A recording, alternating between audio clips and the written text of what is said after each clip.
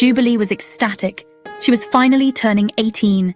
No longer a kid, she thought, picturing freedom and adventure. For her special day, she had one wish, a night out in New York City. Jubilee approached Magneto, her guardian and leader, with sparkling eyes. She presented her case, emphasizing her adulthood and responsibility. The world is still wary of mutants. Celebrations can wait. Our training and safety are paramount. Crushed and disheartened, Jubilee retreated to her room.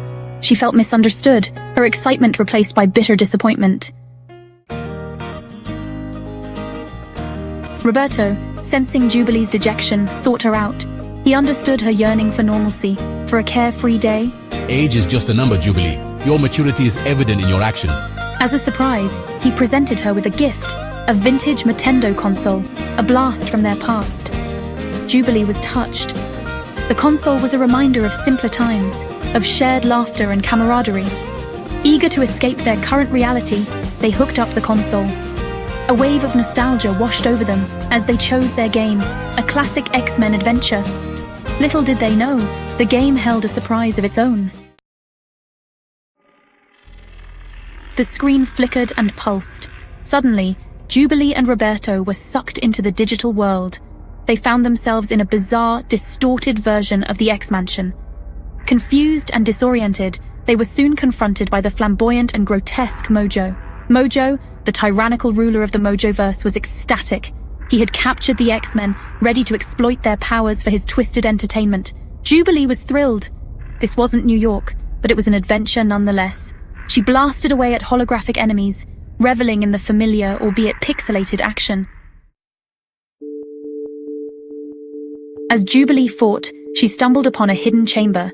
Inside, she found the emaciated form of Abscissa, a powerful mutant, imprisoned by Mojo. Abscissa, once a celebrated hero, was now a withered husk, forced to relive his past triumphs for Mojo's amusement. Jubilee, you must understand, victory here is an illusion. Reliving past glories is empty. You need to find meaning in the real world. Forge your own path, not one dictated by nostalgia or someone else's script. His words struck a chord, forcing Jubilee to confront her own desires. Was she truly happy, or just seeking comfort in familiar fantasies? Jubilee, shaken by Abscissa's words, realized the truth in his statement. This wasn't a game, it was a prison, a hollow echo of their lives. She convinced Roberto that they needed to escape, to face reality head-on. Jubilee, you're right. We can't stay here. We need to break free and fight for our real lives.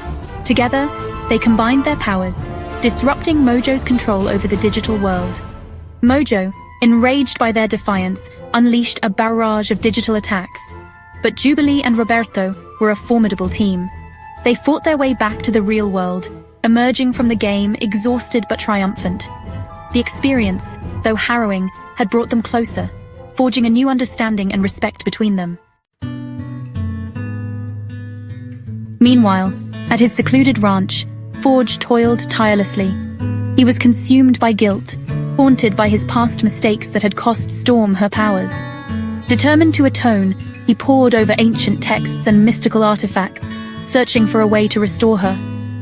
I can't rest until I make this right. I owe her that much. Storm, sensing his turmoil, offered comfort and reassurance. Forge, you know I'm strong.